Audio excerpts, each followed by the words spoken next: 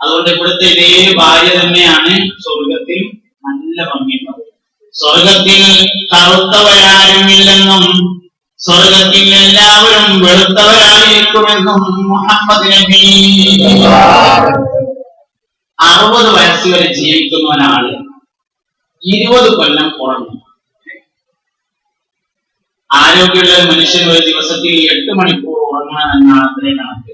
അങ്ങനെയാണെങ്കിൽ 8 × 8 = 24. ഒരു ദിവസത്തിന്റെ 1/3 8 മണിക്കൂർ എന്ന് പറയുന്നത്. അപ്പൊ 60 കൊല്ലം ജീവിച്ചാൽ അതിന്റെ 1/3 20 കൊല്ലമാണ്. 60 വയസ്സ് വരെ ജീവിക്കുന്ന ഒരാള് 20 കൊല്ലം പുറത്തത്തിലായിരിക്കും, ബാക്കി 40 കൊല്ലം. അതിനിപ്പോ എത്ര കഴിഞ്ഞു പോയി എന്ന് കൂട്ടിയാൽ മതി. ബാക്കിയുള്ളത് ഒരു 15 കൊല്ലം, ഒരു 20 കൊല്ലം അഡ്ജസ്റ്റ് ചെയ്യാൻ പറ്റിയാല് എല്ലാം നേരാക്കിയിട്ട് അള്ളാഹുവിനെ വേറെ രണ്ടാമത് എല്ലാം നേരാക്കും. മൂക്ക് ചെറിഞ്ഞൊക്കെ നിർത്തിയിട്ട് തൊലിയൊക്കെ വെളുപ്പിച്ചിട്ട് എല്ലാവരെയും ഭംഗിയുള്ളവരാക്കി ഒരു 15 കൊല്ലം കഴിഞ്ഞാൽ തിരിച്ചു കിട്ടുമെങ്കിൽ പിന്നെ എന്താ ഒരു 15 കൊല്ലം ഇങ്ങനെ നല്ലതായിട്ട് ജീവിച്ചു പോയാൽ അത്രയേ ഉള്ളൂ കാര്യം. ഒരു 20 കൊല്ലം കഴിഞ്ഞാൽ ഒക്കെ ക്ലിയർ ആക്കിയിട്ടുണ്ടാവും.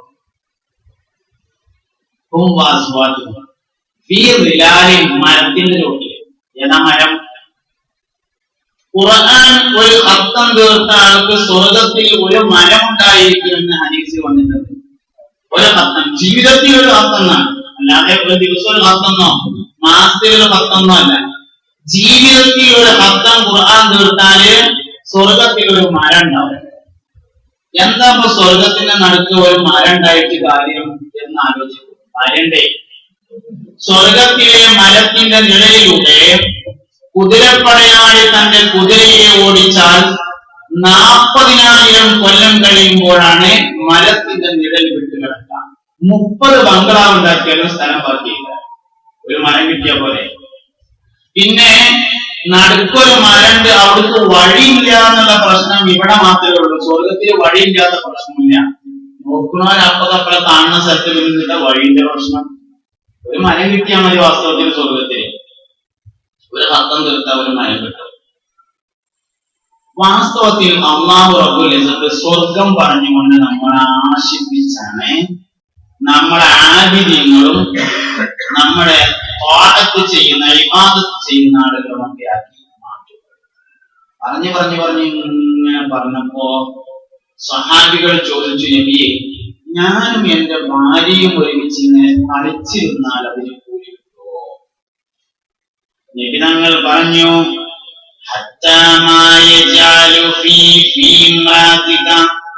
ഭക്ഷണത്തിന്റെ ഉരുള നിന്റെ ഭാര്യയുടെ വായയിലേക്ക് ഇങ്ങനെ വെച്ചു കൊടുത്താൽ നിന്റെ റബ്ബിന് നിനക്ക് കൂലി നൽകുന്നതാണെന്ന് മുഹമ്മദ് നബി.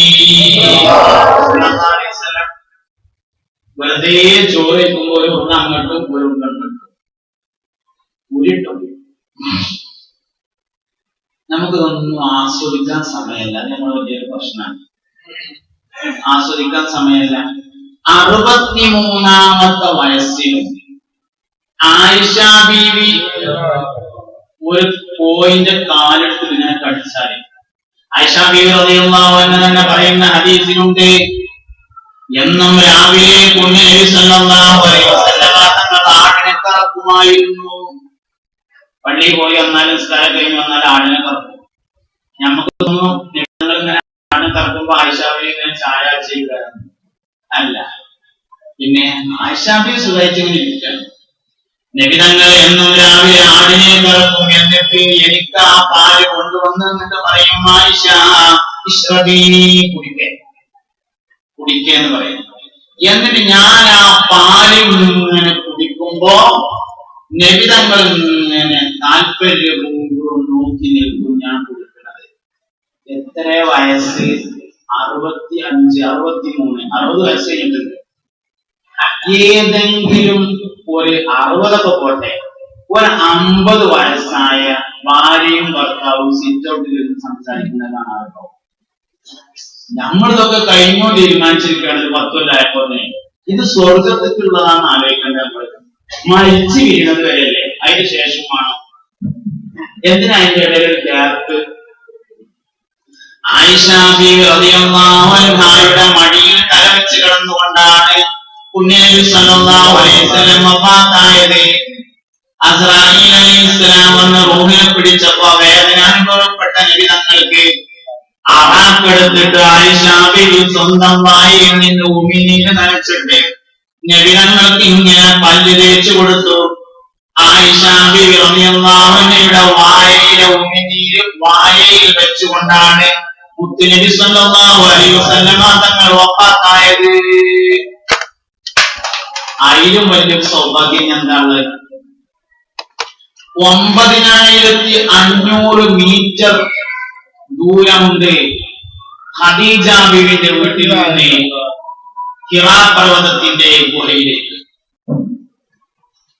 ജബൽ നൂർ പർവ്വതത്തിലെ ഹിറാ ഗുഹയിലേക്ക് 9 കിലോമീറ്റർ ദൂരമാണ് ഖദീജ ബീവിന്റെ വീട്. ഒരു റമദാൻ മാസം അടുത്തെത്തിയപ്പോൾ നബി തങ്ങൾ പറഞ്ഞു, ഖദീജ, എനിക്ക് ഒറ്റക്കിരുന്നൊന്ന് ഇബാദത്ത് ചെയ്യണമെന്ന് തോന്നുന്നുണ്ട് ഖദീജ. ഒന്ന് തനിച്ചിരുന്ന് ഇബാദത്ത് ചെയ്യണം തോന്നുന്നുണ്ട്. അപ്പൊ പറഞ്ഞു, നിങ്ങൾ അതിന് പറ്റിയ സ്ഥലം കണ്ടുപിടിച്ചോളി. നുബുവത്തിന്റെ മുമ്പാണ്, 39ാമത്തെ വയസ്സ്. നിങ്ങൾ പറ്റിയ സ്ഥലം കണ്ടോളിയർന്നു. നബി തങ്ങൾ ഇങ്ങനെ അന്വേഷിച്ച് അവസാനം ജബലുൻ നൂർ പർവ്വതത്തിന്റെ മുകളിലെ ഹിറാ ഗുഹ കണ്ടുപിടിച്ചു. അവിടുന്ന് ഇങ്ങനെ നോക്കിയാൽ കഅബ ഇങ്ങനെ കാണാം. നല്ല പറ്റിയ സ്ഥലം. ഖദീജ ബീവിയോട് വന്ന് വിവരം പറഞ്ഞപ്പോ അങ്ങോട്ട് കൊണ്ടുപോവാൻ ആവശ്യമായ സാധനങ്ങൾ ഒരുക്കി കൊടുത്തു. ഗോതമ്പ് മാവും ഈത്തപ്പഴവും ഉപ്പും പച്ചവെള്ളവുമാണ് സയ്യിദത്തുനാ ഖദീജ റളിയല്ലാഹു അൻഹ ഒരുക്കിയത്. ഗോതമ്പ് മാവ്, ഈത്തപ്പഴം, ഉപ്പ്, പച്ചവെള്ളം തയ്യാറാക്കി നബി തങ്ങൾ അതേറ്റ് പോയി. ഒരു റമദാൻ മാസം കഴിഞ്ഞു, ഇറങ്ങിപ്പോന്നു. അടുത്ത റമദാനിൽ 40ാമത്തെ വയസ്സിൽ പിന്നെയും പോയി. 39ലാണ് ആദ്യം പോകുന്നത്. 2 തവണയാണ് പോകുന്നത്. ഒരു മാസം ഫുള്ളായിരുന്നു, റമദാൻ മാസത്തിലായിരുന്നു. 2ാമത്തെ പ്രാവശ്യം വീണ്ടും പോയി ജബലുൻ നൂർ പർവ്വതത്തിലേക്ക് റമദാൻ വന്നപ്പോ പുണ്യനബി സല്ലല്ലാഹു അലൈഹി വസല്ലം തങ്ങൾ ഇടക്കൊക്കെ ഇറങ്ങി വരും, ഭക്ഷണം കൊണ്ടുപോകും. ഇറങ്ങി വരാത്ത ദിവസം ഖദീജ ബീവി അങ്ങോട്ട് കൊണ്ടുപോയി കൊടുക്കും. അവരുടെ വീട്ടിൽ ഒരു ചെറിയ കുട്ടി ഉണ്ടായിരുന്നു, സയ്യിദുനാ ഉസാമത്ത് ബിൻ സയ്യിദ് റളിയല്ലാഹു അൻഹു. സെയ്ദ് റളിയല്ലാഹു അൻഹുവിന്റെ മകനാണ് ഉസാമ.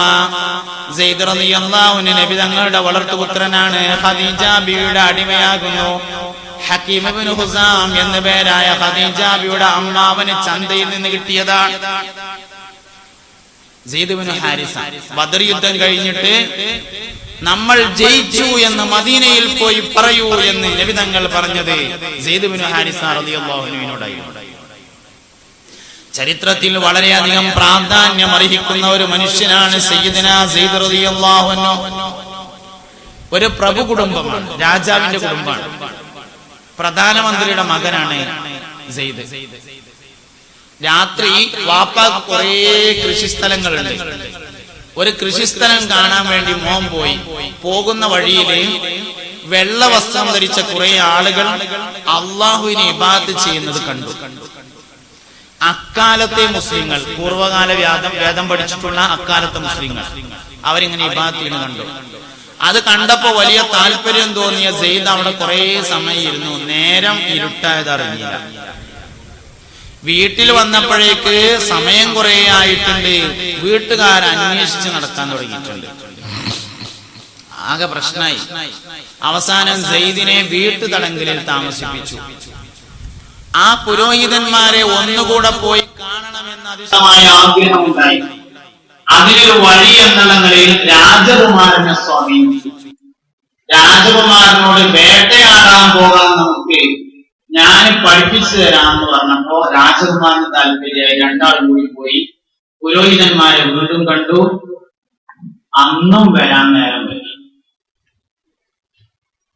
അപ്പോഴും അന്വേഷിച്ചു.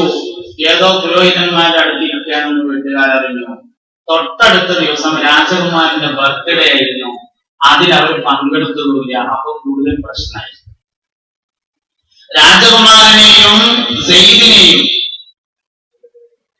ജയിലിലടക്കാൻ വേണ്ടി തീരുമാനിച്ചു. ജയിലിലടക്കുക. ജയിൽ മോചിതനായി സെയ്ദ് വീണ്ടും പുറത്തു വന്നു.